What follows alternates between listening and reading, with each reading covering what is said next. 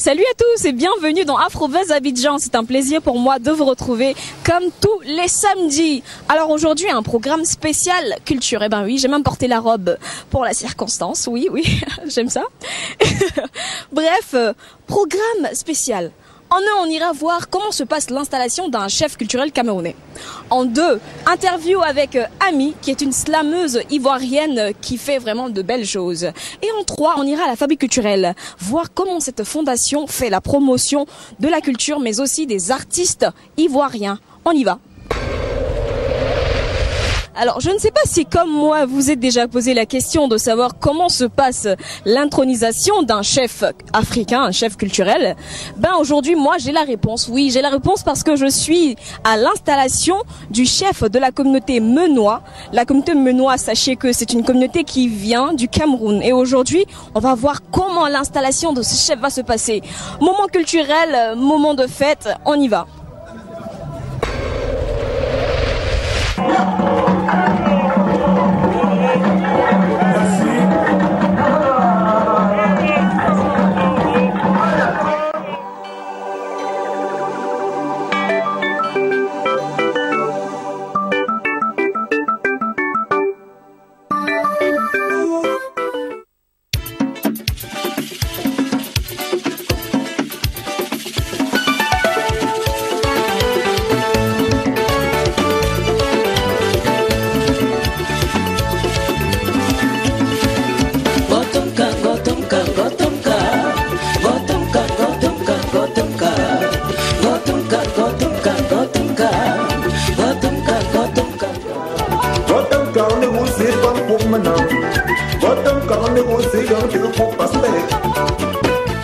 Je voudrais tout simplement commencer par rectifier pour dire qu'il s'agit d'une installation et non d'une intronisation, parce que l'intronisation a toute une signification coutumière et exige certains rites.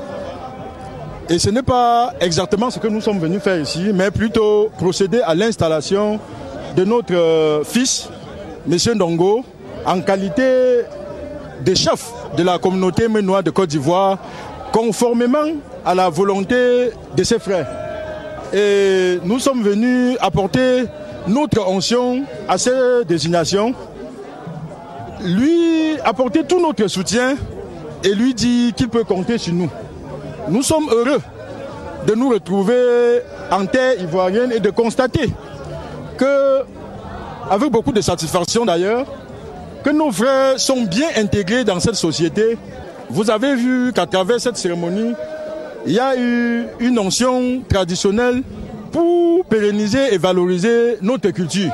Vous savez que les peuples africains, dans leur ensemble, partagent les mêmes cultures et on n'a pas été du tout surpris puisque hier, à notre arrivée, nous étions dans le canton de Assouba où nous avons eu la chance de vivre avec le roi de cette localité les festivals organisés pour valoriser leur culture. Il s'agissait de la fête des Ignames. Et nous avons apprécié à sa juste valeur les rites qui ont entouré cette cérémonie. Nous leur disons merci. Nous disons patron merci au roi qui est venu nous recevoir dans son canton. Et nous pouvons dire ici que nous l'invitons officiellement au Cameroun pour poursuivre ces relations que nous venons de créer ici en Côte d'Ivoire afin de mettre nos expériences à profil pour le bonheur de nos deux peuples. Nous venons, par la présente cérémonie, vous déclarer officiellement installés dans vos responsabilités de chef de communauté et de conseiller.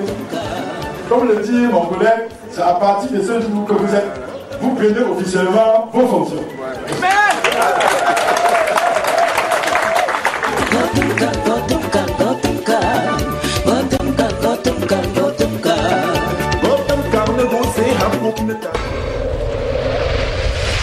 Je me sens comme tous les jours avec ma communauté, je me sens très bien, surtout une grande fierté pour la communauté parce que on se sentait un peu, je peux dire déraciné, on avait oublié nos mœurs, c'est-à-dire notre culture, En me désignant comme chef ce jour, donc ça nous permettra donc de promouvoir la culture de notre localité qui est la Menois en Côte d'Ivoire, ce qui est très souvent oublié par d'autres personnes qui sont installées ici depuis des années. C'est ce qu'on a constaté. Et on espère que par cette installation, on aura l'occasion d'inculper à toutes nos familles ici en Côte d'Ivoire la culture de notre localité Menois. Les gens ont décidé de me choisir tout simplement parce que bon, je suis en harmonie avec toute la communauté.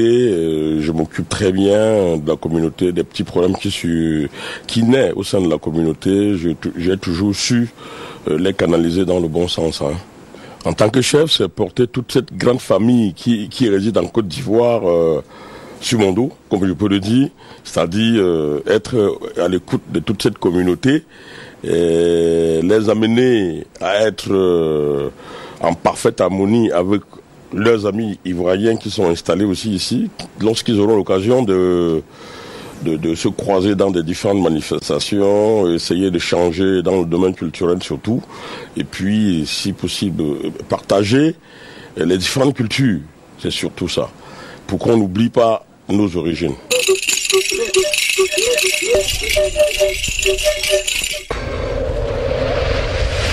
J'ai adoré faire ce reportage. Franchement, le Cameroun est un pays particulier.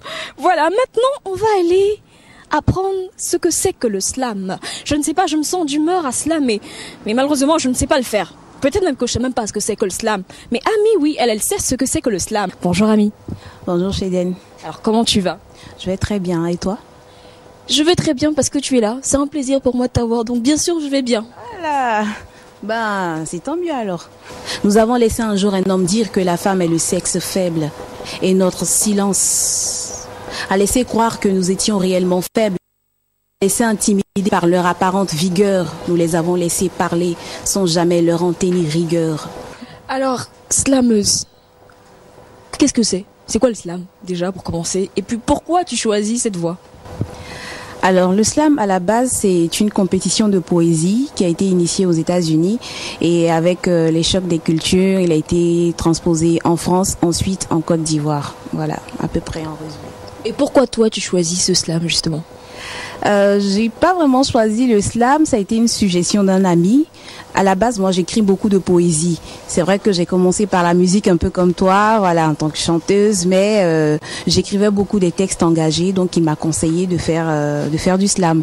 Donc j'ai découvert ensuite le slam par le biais des artistes comme Grand Corps Malade et Abdel Malik. C'est comme ça que c'est parti, et puis j'ai commencé à réécrire mes textes sous forme de textes de slam.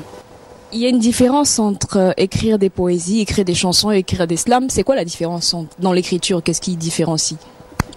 Bon, il n'y a pas vraiment de différence parce que la poésie, je dirais que les textes de musique, de slam, tout ça c'est de la poésie, même si ça ne respecte pas forcément les règles de la poésie académique, comme on dit. Maintenant, le slam, contrairement à des textes de musique, le slam est beaucoup plus étoffé. Voilà, et les textes de musique, c'est voilà quelques couplets, un refrain, voilà, c'est pas vraiment long et on ne se focalise que sur l'essentiel, alors que le slam est plus dans le détail. Voilà. Unique critère de distinction entre force et faiblesse. Mais laisse-moi te dire, Adam, que si Ève était faible parce que créée à partir de ta côte, la nature elle-même ne vous aurait pas permis de vivre côte à côte. Cette inspiration, tu la puises où? Ça, c'est une question à laquelle j'ai du mal à répondre parce que ça peut partir d'un événement, ça peut partir d'une colère, ça peut partir d'un constat, ça peut partir d'une demande parce qu'il y a des commandes aussi. Donc c'est vraiment varié, c'est voilà, ça peut être spontané, ça peut être provoqué, ça peut être voilà, ça part dans tous les sens. Qu'est-ce que les spectateurs de Afrobuzz Abidjan doivent retenir de Ami, la slameuse? Ben, retenir que oui, c'est une femme, c'est bon, d'autres diraient que c'est une fille. Je fais de la poésie, je suis fière de faire de la poésie et je pense que s'ils ont dans leur entourage quelqu'un ou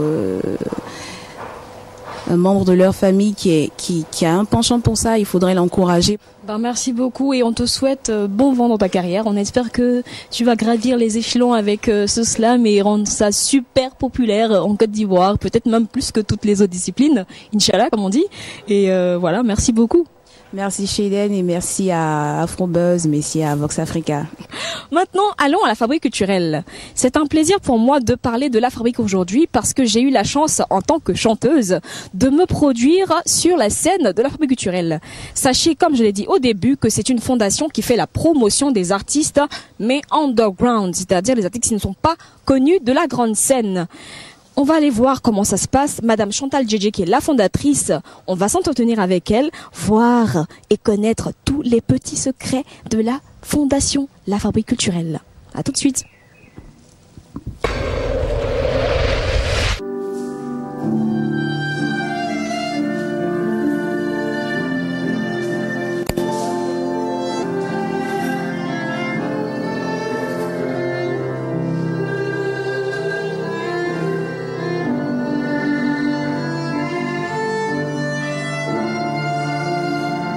La Fabrique culturelle, c'est un endroit, c'est un espace qui aurait pu être un maquis puisque c'est une cour. Hein. Je vois que vous êtes en train de filmer, donc vous voyez, c'est juste une cour. Mais cette cour-là, elle est Fabrique culturelle parce qu'il y a des artistes qui viennent y mettre leur âme. Et donc forcément, ce que nous partageons avec eux est au-delà. Et peut-être que c'est ce qui me soulage. Je n'ai pas gagné autant d'argent parce que je partage des choses magnifiques avec ces artistes-là. Et nous, on a un avantage par rapport aux autres lieux de diffusion, c'est que comme nous sommes privés, que nous n'avons pas de subvention, on choisit les gens qu'on aime.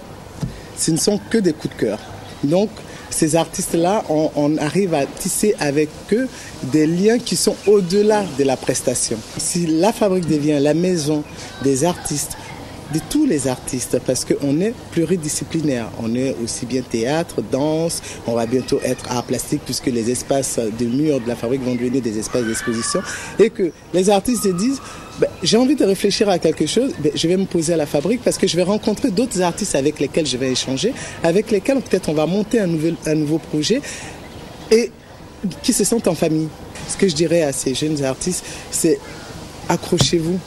Accrochez-vous parce que vraiment vous avez quelque chose à faire. Accrochez-vous parce que ce n'est pas facile, mais la récompense de se dire j'ai pensé ça, je l'ai travaillé, peut-être des fois seul dans mon petit coin avec les parents qui me regardent en disant tu ferais mieux de faire un autre travail qui rapporte de l'argent avec ta musique, tes partitions et tes chants, on ne voit pas ce qui sort, et demain de dire ouf, parce que chanter c'est partager quelque chose. Un comédien, il partage quelque chose, il partage une idée, il partage une conception et de réussir à la partager avec d'autres, c'est cette récompense-là qui est au bout. La récompense financière vient en général après. Les premières scènes, ce n'est pas la récompense financière, c'est déjà le sourire des gens qui sont en train de vous regarder et qui sont contents parce que vous leur avez offert un moment de bonheur.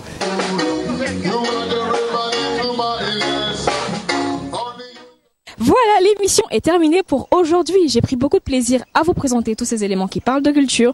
N'oubliez pas, soyez fiers et même très fiers de votre culture. Afrobuzz Abidjan, c'est tout pour aujourd'hui. On se retrouve samedi prochain, même heure, même chaîne. D'ici là, portez-vous bien. Love you.